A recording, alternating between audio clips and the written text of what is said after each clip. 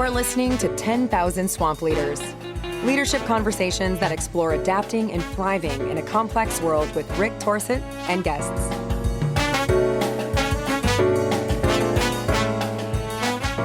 Hi, everybody. Rick Torsett, and welcome back to 10,000 Swamp Leaders. This week, our episode is going to take us to Amman, Jordan. Specifically, we're going there to have a conversation with a colleague and a friend, Safiya Ibn Garba. Safiya has really two projects that she's going to share with us. They've been commingled together and supportive of each other for about 10 years. She is the founder of Empowering Women for Excellence Initiative, or EWEI, which is set up in Nigeria 14 years ago. And she's also working for Generations for Peace in Amman, Jordan, and she's been there for 10 years as well. What she's going to actually do is talk to us a little bit about what drives her to be this involved with these kinds of projects for as long as she has. She says she's a runner. She says she chases things that produce a burning desire in her, and they will not let her be. So she knows she's got to get after it. And boy, is she doing it with these two projects. She'll talk a little bit about how important the work is of changing mindsets that affect individuals and the cultures that they live in order to do the work of supporting initiatives for women and also finding peaceful ways to deal with conflict. And then she will also spend a little bit of time talking about what leadership is to her. Basically, it's about being a servant. And she's got some very specific, well-formed opinions and points of views about the work that she does and the importance of it and what it means to lead. And also some good counsel for people who are thinking about this kind of work. So let's head off to Amman, Jordan, and let's have a conversation with Safiya, and we will see you in the conversation. Thank you. Hi, everybody. Rick Torsett back for another episode of 10,000 Swamp Leaders. Thank you for joining us. Today is, I think I say this on every episode, but this is different. I think I say a lot of times, it's my pleasure to have somebody special on the show, but today it is my pleasure to have somebody special on the show. Safiya Ibn Garba is a woman that I met. Safiya, I'm guessing 5-6 years ago. Does that sound about right? Yeah, that sounds about right. Right. And I met you in Amman, Jordan. Full disclosure to listeners, we've done some decent work together over the years. So I know a bit about your story. There's lots of reasons why I asked you to be on this podcast, and hopefully those will all come forward in the conversation. So let's get rolling here. And I will say that as I got prepared for this, I remembered some stuff about you that has been invisible to me over the 5 years, because I guess I just take it for granted. And I just want to call it out before you go, that you are the founder of the Empowering Women for Excellence Initiative, or EWEI, in Nigeria 14 years ago. 10 years you've been working in Amman, Jordan for Generations for Peace. So right out of the gate, I'm thinking, I forgot, she's got these two massive projects that she's involved with in two different parts of the world with two different teams. And let's not forget that you started a 4-year journey this year to get a doctorate in peace and conflict. So questions abound, my friend. So I want to give you first shot here just to share with listeners, who are you and what propels you to do the work that you're doing? Because you've been at it for quite a long time.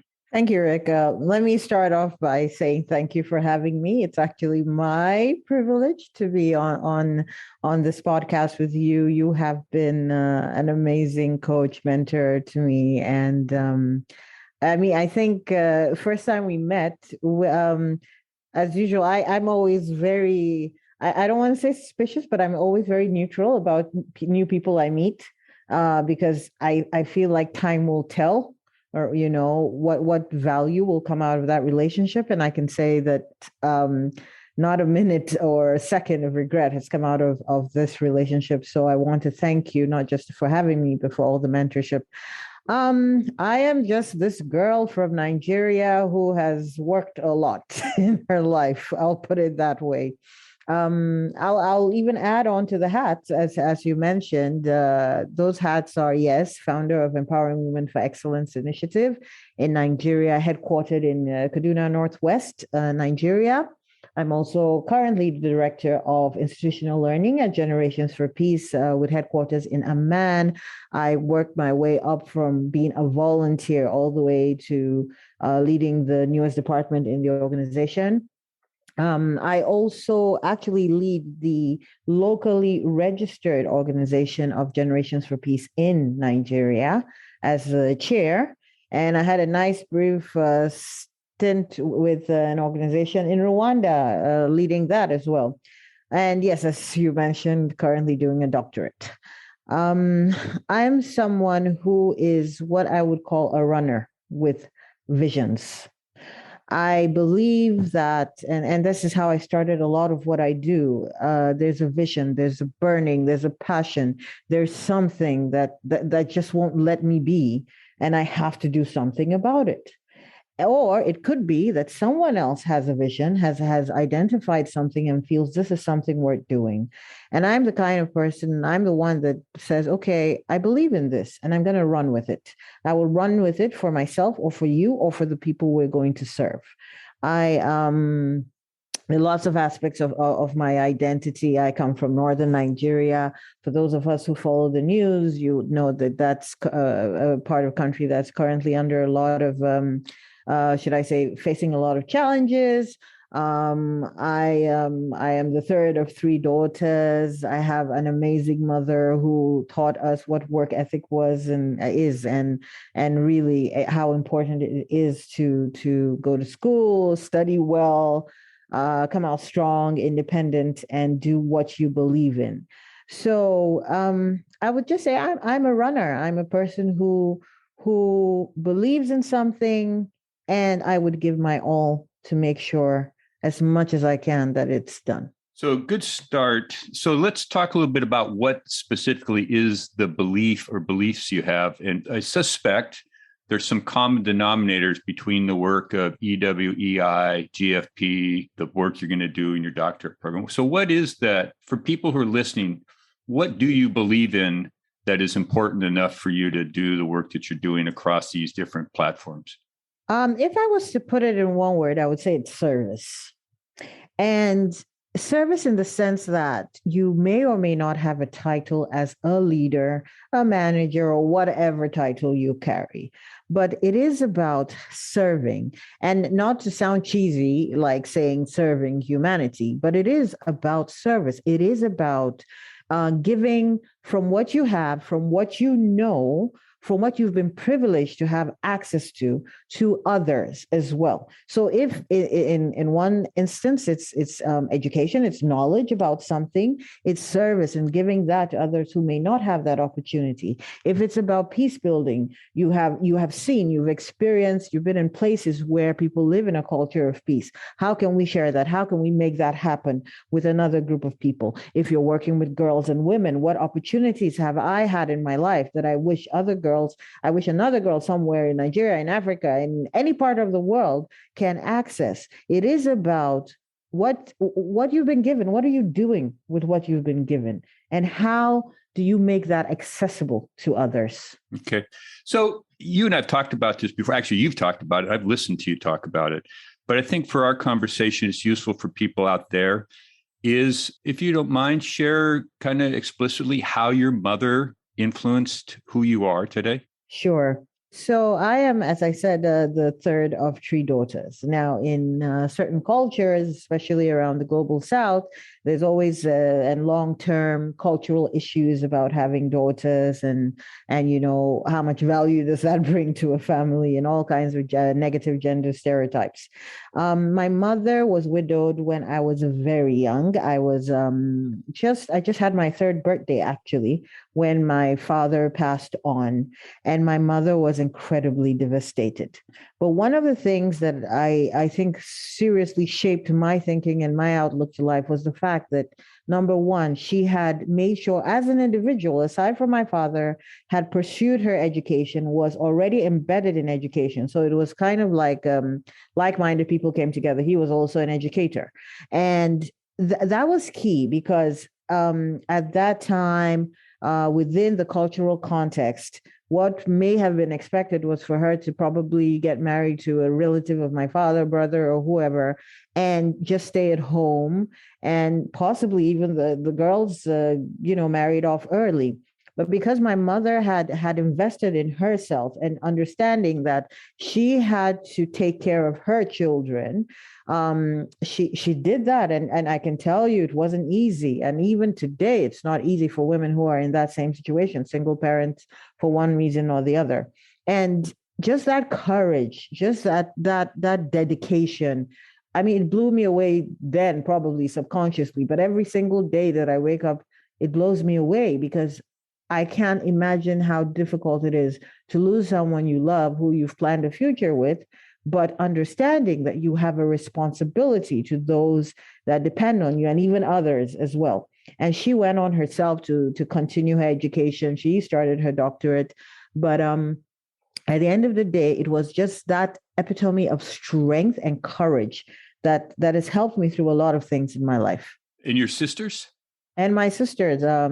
My mom was very insistent in us making sure we went to school, and we did, and we, put our noses in our books and got our work done.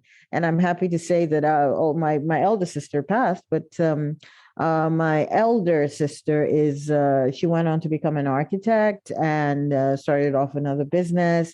So I would say my mom did a good job with her girls. Let's put it that way, especially within the context in which we live. And the thing is, she kept always reminding us, you need to be equipped enough to be independent. And that is not to say that you do not appreciate others around you or work with other people, but you must be able to be equipped enough to be independent. Let's take in turn the work that you initiated with EWEI, Empowering Women for Excellence Initiative, and then Generations for Peace, just so people understand how you spend your days and what you're focused on in terms of the work. And I think probably also we want to get into, for sure, how in the world you balance these two major projects and have been balancing them for 10 years. But let's start with EWEI. So tell people what the point of this work is in this organization and the mission it's trying to take care of. I would say Empowering Women for Excellence Initiative is almost like the actualization of that vision and that understanding that you have to be independent, you have to work hard, especially as a woman, as a girl and a woman. You have to invest in yourself and not fall prey to negative cultural or social stereotypes or things, narratives that you've even been told ever since you've been young, regardless of whatever your identifiers are, whether it's race, religion, whatever it is. Empowering Women for Excellence Initiative seeks to provide multi-sectoral interventions for the empowerment and the enlightenment of women. So we're very focused on mindsets. It's so key that mindsets are in the right place to be able to achieve whatever you want to achieve, or at least strive for them. Because without the right mindset, the mindset is what guides you. That is what enables you, helps you make decisions in one way or the other. If I already feel I am inferior, I have this mindset, it's been passed on to me for generations. If I already been told that this is all you are worth, or this is all you're going to do in your life, then it will affect your decisions. It will affect the effort you put into life. It will affect you when the challenges come. And then you're like, well, this is all I am. That's it. So through EWI, we're really working to provide multi-sectoral. And it's important that it's multi-sectoral because honestly, there's so many problems in the world. No one person can take care of everything. So we're talking about, different sectors, whether it's health, whether it's education, whether it's the environment, and so on and so forth. We want to try as much as possible working with a strong, dedicated team to see the areas where the needs are highest and then respond to those needs through capacity building, advocacy, both at policy level and at grassroots level. I'm very proud to say that Empowering Women for Excellence Initiative is a grassroots organization because that is where life happens. Regardless of how nicely we sit in front of our computers or we go for conferences and seminars, that is not where life happens. Life happens out there on the street. It happens in my home. It happens in my neighbor's home. And so, whether it's advocacy at the grassroots, enlightenment seminars, a lot of knowledge sharing, and making sure that our beneficiaries, and by the way, our beneficiaries are not only girls and women, even though they are primary. Those are the groups that we target first and foremost. But it's also very important for us for inclusion, to ensure that if, for example, you're addressing an issue of violence against women, and the perpetrators and the data show us that, okay, men are higher perpetrators of violence against women, why wouldn't you involve men and boys in that kind of programming? So we are doing that through all these different interventions. And, if you look at the website and so on, you can see all of that. But through that, and through that work that we started in 2008, I was actually invited through a network to come to a Generations for Peace training camp in 2008. And at Generations for Peace, what we do is we work with the youth or youth leaders who, by providing them world-class free peace-building education and conflict transformation education, to help them address issues of conflict within their communities. So there's this bridge, again, of grassroots, working at the grassroots. Yes, we would work in some times at policy level or national level, but it is about communities understanding what are their issues, because it's within, they know, they're the experts in these things. You know what's going on. Who are the actors? What are the factors that are affecting what's going on? And then what can you do about it? What do you have access to? Who do you have access to? Who can you influence? Who are the influencers? And so being invited to the camp in 2008, I actually went in there with a lot of questions and saying, well, Generations for Peace. Of course you did. Yeah, I always go with a lot of questions, right? A little too much for my own good. So anyway, went in there because then the primary tool being used by Generations for Peace was sports. And I was like, I come from a nation where sport is so important. Well, I'm not so sure it's for peaceful purposes, but let's go, let's see. And by the time I went through the training, I understood a whole lot better. And I understood how those things that may seem like they divide us, social activities or whatever, could also unite us. Because then I thought about the fact that, okay, if within a country, let's say in my country, two different clubs are playing, we might be fighting. But if we were playing another country, all of us, despite our immense and diverse difference, I come from a country of more than 200 million people, 350 dialects, 250 ethnicities. We were one. And it's like, oh, okay, that's it. We can use those things that may seem to divide us to actually bring us together. And I also wanted to make sure it intersected with EWEI's vision of empowering girls and women. And so we started to address issues of gender inequality, girls and women's inclusion in communities, and started to include other groups, the media, male, youth, elders. And I'm very proud to say that in Nigeria, we have actually used all the tools for peace building. We call them vehicles for peace building at Generations for Peace. We have used all of those tools, except the newest one we just started this last year in Nigeria, to build peace and bring about better social inclusion, gender equality, and a lot of other things. Okay, so let's unpack a couple pieces here then, because that's a great overview for people to understand and be actually beginning to see the overlap between EWEI and GFP. You talked about mindsets. So when you're trying to help people develop a different mindset, talk a little bit about what's actually going on. What's the work of that? And second, I think connected to that, when you saw the work of Generations for Peace and using sport, how did that approach help address mindset? But take mindset to start with first in your own organization, and then how GFP may have supported it. I would say that changing mindsets is arguably one of the hardest things that could possibly be done in life, because mindsets, in the way I'm defining it, it's about your thinking culture, the way you think, the way you approach things, the lens through which you look at things. And those they are developed over years. They're developed and influenced by, society, your family, and all the factors around you. So they're deeply entrenched. And I mean, for some people, it's not. I don't think there's anyone that a mindset is easy to change. We might say that there's some people who are, easily influenced, but it's still not the same thing. It might be related to a particular issue.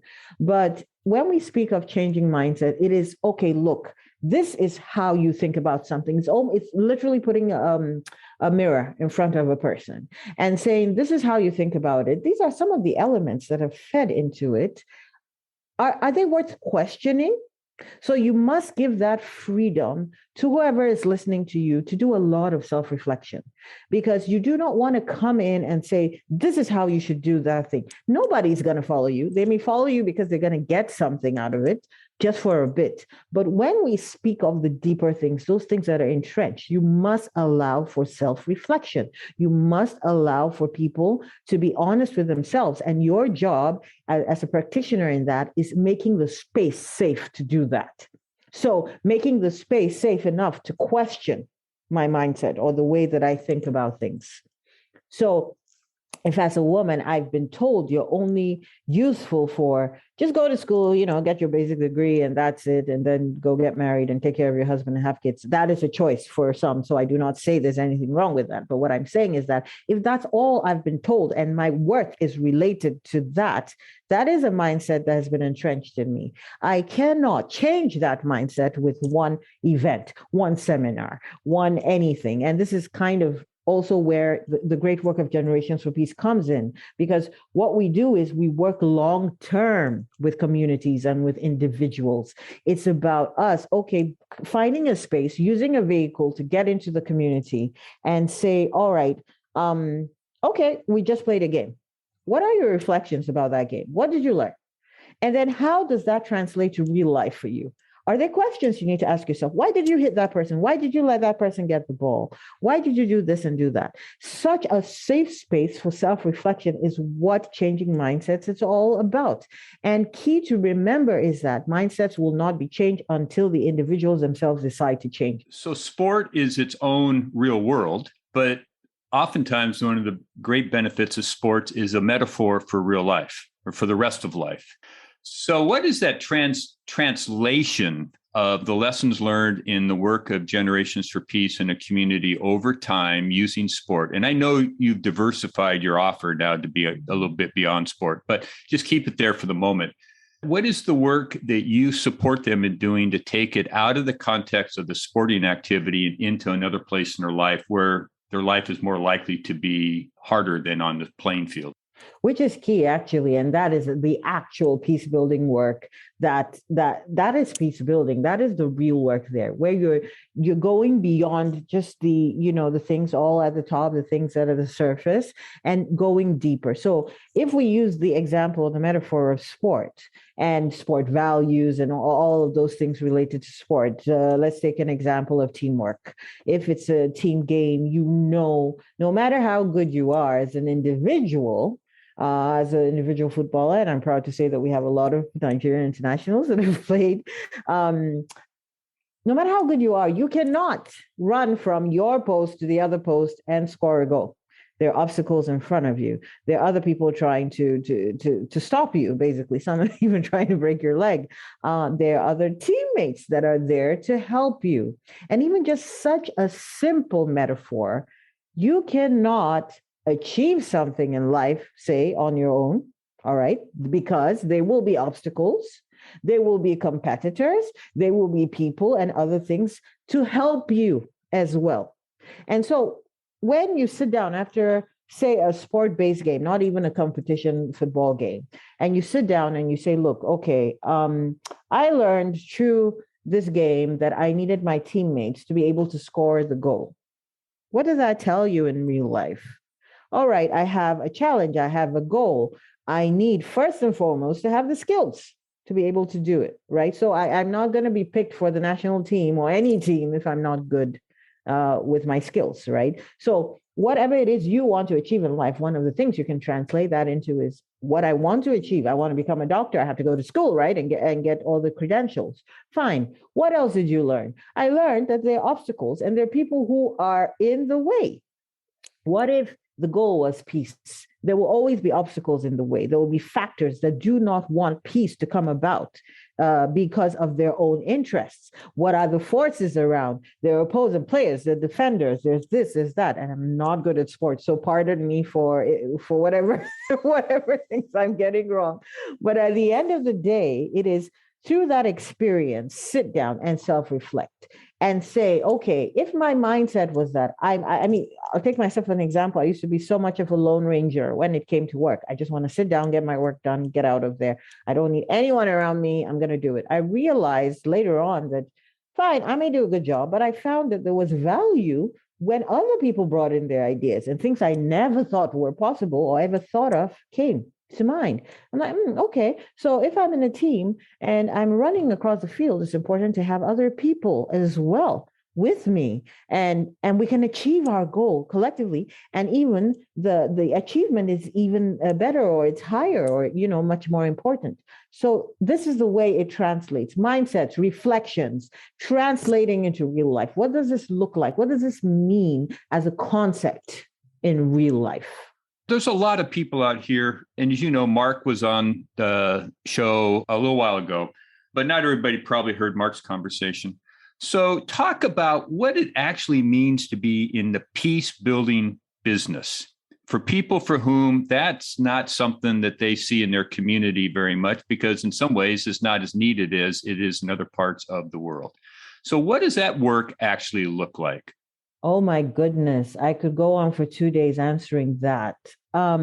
You were just spot on about the fact that for some, conflict, violent conflict, crises, whatever you want to call it, war is not really a reality, so to speak. It's not a lived reality.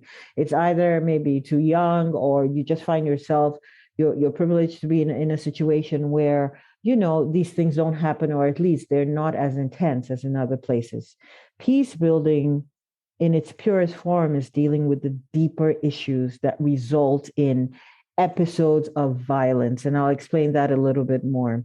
So if, for example, there was a car bomb went off somewhere. Okay. And we would call that an episode of violence because it was something that's tangible, something that is seen, something that's affected people. People may have died, injured, whatever the case may be. It's not just about that, unfortunately. It's about a lot of deeper things. And we use this model and we use an iceberg model for a lot of different concepts and different concepts. But when it comes to peace building, it speaks about the fact that there are structural and cultural issues below the surface that are feeding whatever episodes of violence are happening.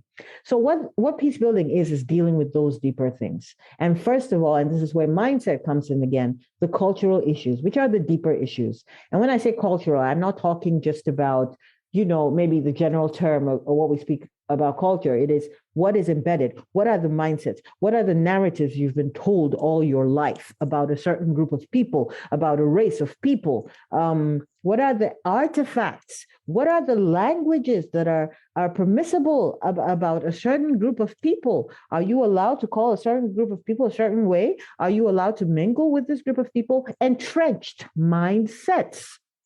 Some of them even come about, they're even like inherited traumas and inherited cultural narratives that come where you have absolutely no idea how it started, but you just feel, well, part of my identity is with this group. And so I must identify with this without even thinking about how did you form that opinion? What informs that opinion? And what happened then? And what is happening now? Okay, so this is the thing, that the deeper issues, peace building is about dealing with the deeper issues, because until those deeper issues, cultural and structural issues, are dealt with, the episodes of violence will continue to happen. It doesn't matter what you do, how many people you arrest or whatever, that's what we call negative peace, when just a cessation of violence. But negative peace, you said. Negative peace, yes, peace. That's okay. What it's referred to, because it just means violence has ceased for that time.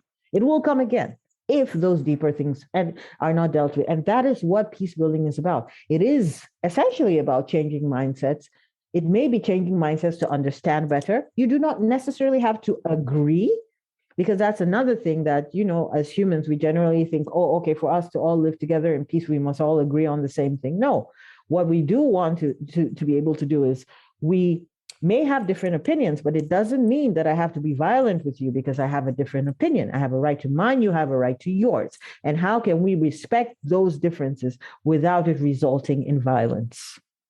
So it seems then that part of the actual interactive work that goes on here, because as you say wisely, a lot of this is cultural and it's generationally built up as cultural aspects. So asking an individual in the present day to change that long history by themselves is a big ask. Give people a couple of small wins, some successes that you've witnessed in people who have made that, or at least got on the road to making different decisions in the face of that large cultural experience that they've lived in and started to do something different. What's that actually look like in your experience? So I'm glad you said small wins, because that's what it's about. And it's small wins that will eventually lead to big wins. And I cannot fail to say here that peace building is not a 1-year job. It's not a 2-year job. We've had countries who have been in violent conflict for more years than I've been alive. And peace building is long-term work. So that's the first thing to remember. Now, what a small win could look like is this. I'll give an example from Kaduna State in Nigeria. The metropolis of that town, you have one religion that stays mostly on one side of the town, and another religious group. It doesn't mean there's no mixing, but majority are on each side.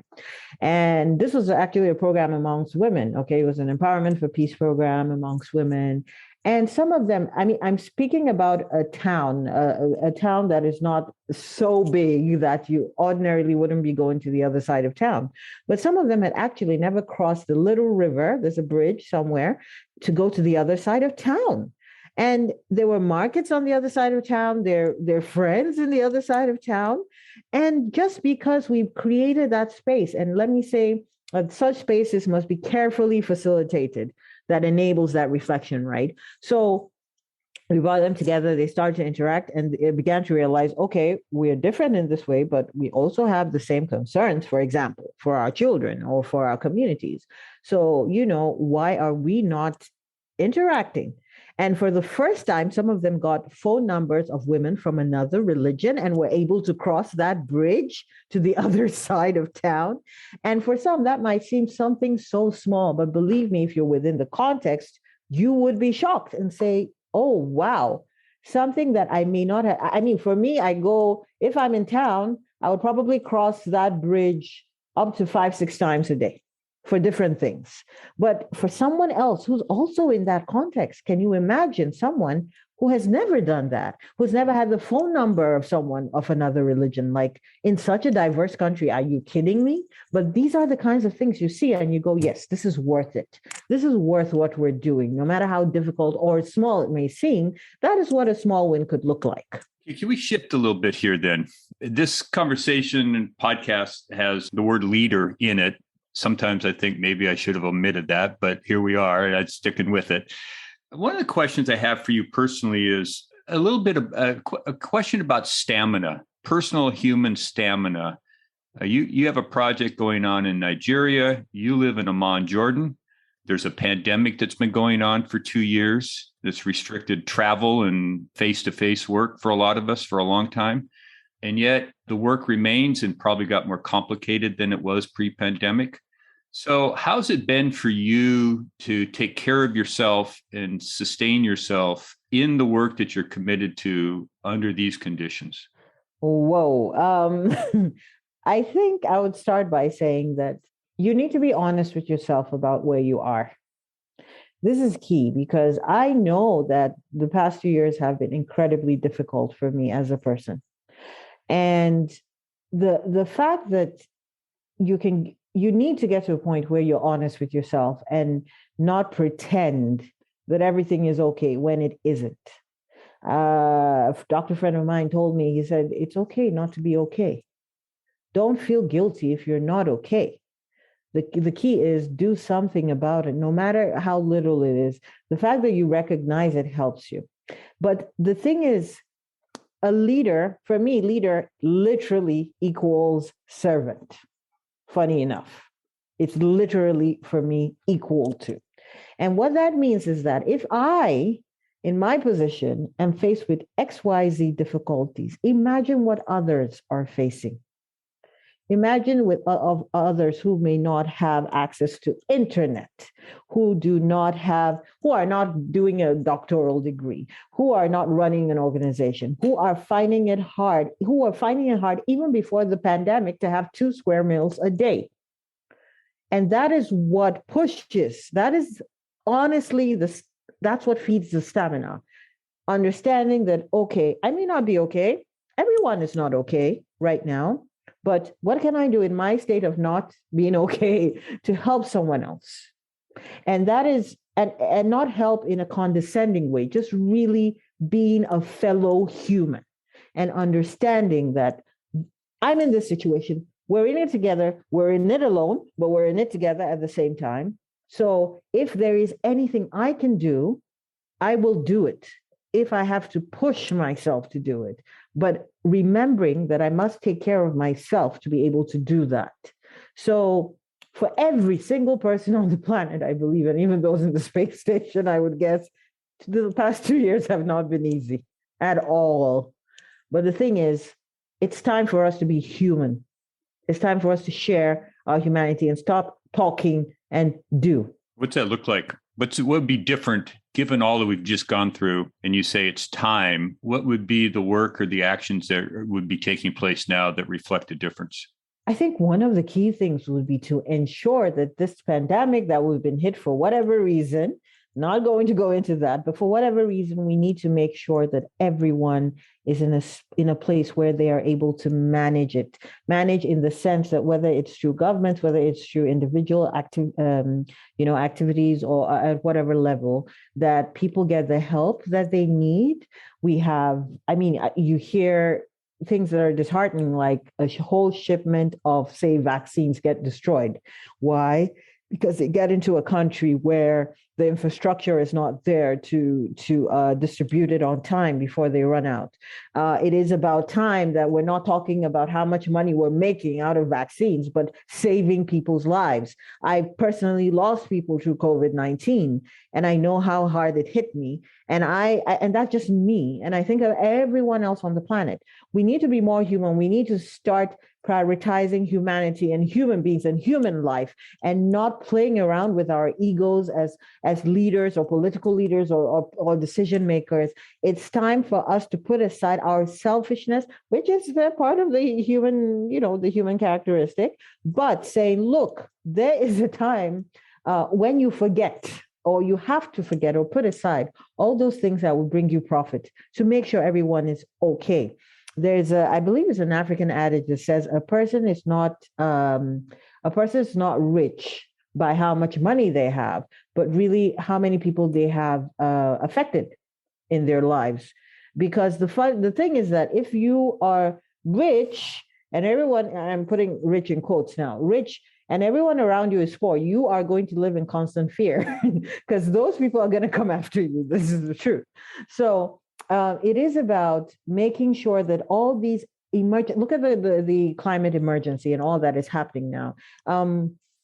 All of us are guilty of not taking even the smallest precautions or things we could do. We come together in big conferences. We promise we're going to do this. We commit to this. We commit to that.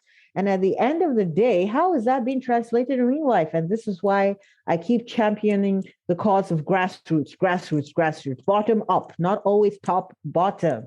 Let's do things rather than talking or just talking. Let's put it that way. That's the runner in you then. I guess so. Yes.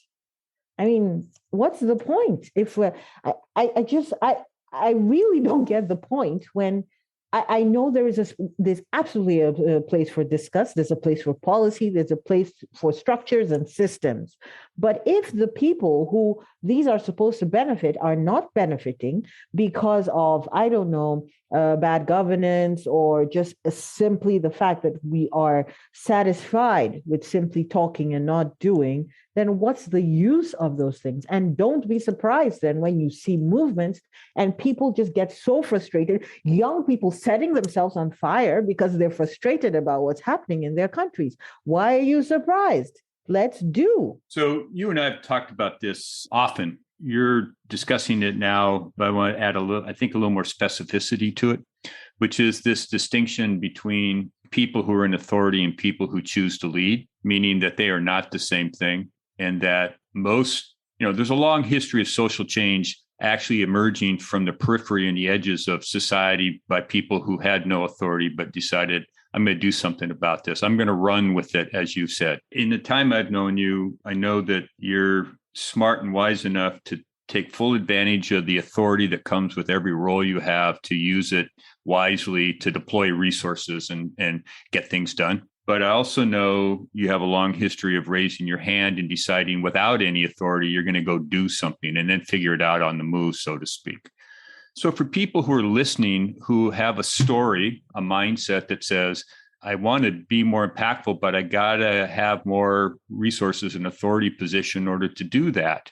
So therefore, I'm going to wait until that time comes, or I got to go more to school, or I got to do those kinds of things. Share your own view about what goes on for you in your life when you've decided, enough, I'm in action now, and I don't have the portfolio to do it, but I'll figure that out. And what counsel do you have for people who are down behind us, who are listening and thinking, yeah, Safiya, all good for you. You work in 2 organizations. What do you say to them about this choice of leading? I mean, I think that's an excellent question, and very realistic, which is key. I'm a realist. I would say first and foremost that as much as I rave and rant about people in authority who may not be doing as they say, they are a few who are actually doing that.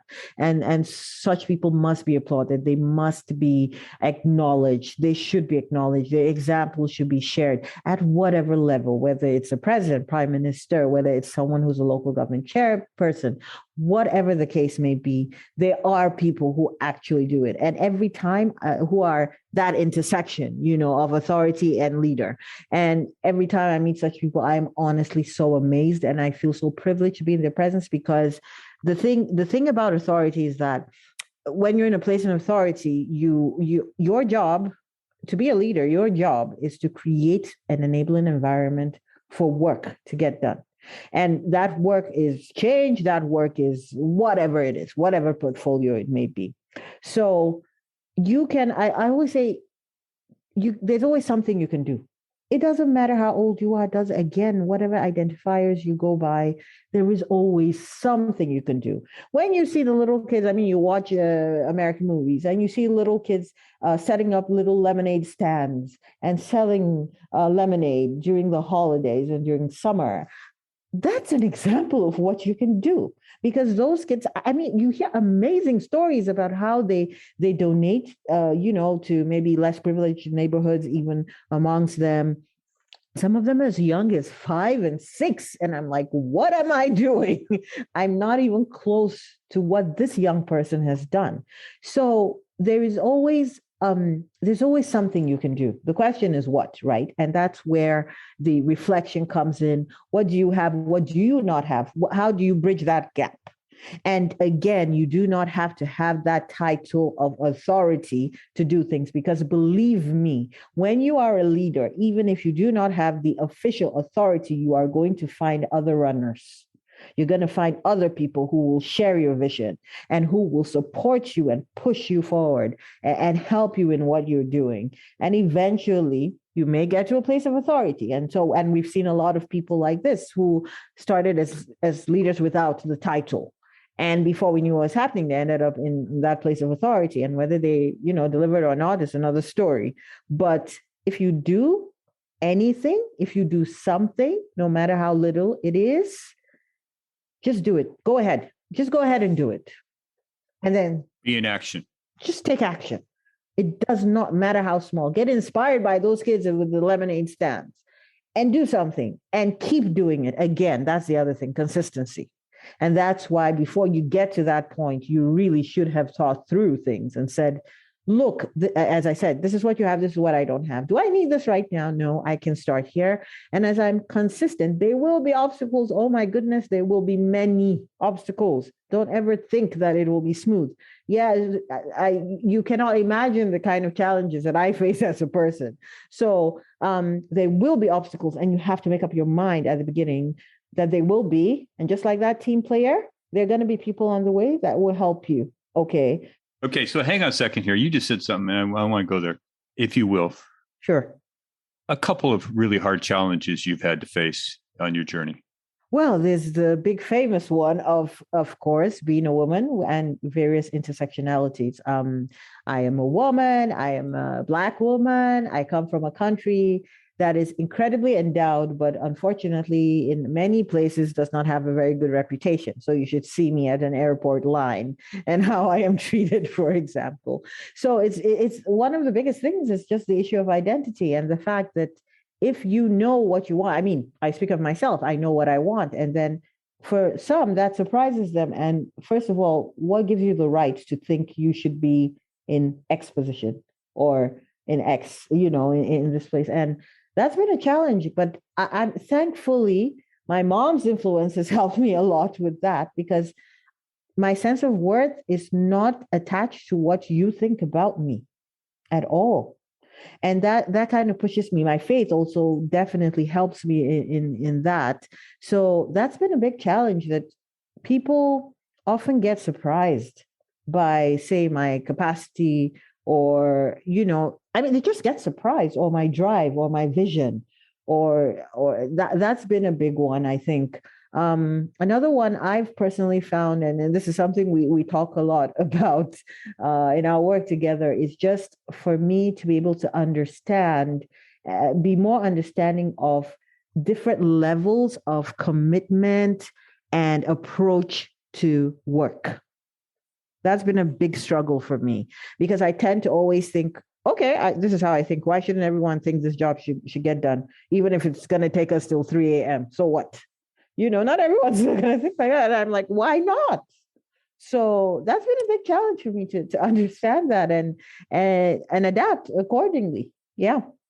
And so it seems to me too, Safiya, that I've told a few people this about you who don't even know you, just because I'm so pleased to know you, is that, quote, she's a force of nature, Oh my goodness. By that, it just has a kind of indomitable source of staying with it. And what I know is that that's not common for people. And so it's easy for me to imagine people finding themselves in your tailwind, so to speak, and trying to keep up because of the pace at which you can go. And more importantly, as a leader, they can go faster than they think they can go. And so how do you bring them along? Because you're going to need them. You already said that. You're going to need people. So how do you bring them along so that the work gets done and they realize more of their potential through their lived experience, as you said, without them, sort of burning up, if you will? How do you manage that tension? Whoa, that's a difficult one because first and foremost, I think the first place is recognizing it, which is work you and I have done a lot together. I would say before I met you, I struggled a lot more with that. Just being able to recognize that you cannot expect the same things that you maybe are driven to do or the way you approach them, that everyone else will do that. So the first place is that actualization and understanding that. And I think the other thing then would be figuring out, because I've had such situations where, like you said, I know this person has potential to do this. Why on earth are they not doing it? And then sometimes, depending on, it's very contextual, of course, but it may require a conversation. It could require a simple conversation, honestly. At other times, it requires kind of broadening their horizon and helping them to understand that, look, you're looking, this is a tunnel. Look beyond the tunnel. Show them that these are the potential benefits if you go out of your comfort zone. I'm constantly out of my comfort zone. And I think that is why maybe I'm also quite, I find myself in that constant state of tension that I cannot be satisfied with where I am. I just cannot. So if you're able to convincingly or not, at least broaden the horizon and say, look, this is what is possible. All right. And I think the third thing, one of the things that I felt has been very effective is giving people responsibilities that they thought they could not take on. And that could be in two ways, right? And it always depends on the individual. In some cases, I give them responsibilities and give them no help deliberately. By design. By design. And in some other cases, depending on who it is, I may provide some resources. This is what you need to do. This is what you need to do. And sometimes, it just grows in complexity. You may start in that way. And then as time goes on, they have to figure it out on their own. And when they do that, celebrate them,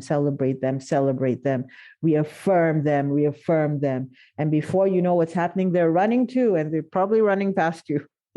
And failure is likely to be an option for Absolutely. an experience for them. So you got to be there and have that be part of the learning process.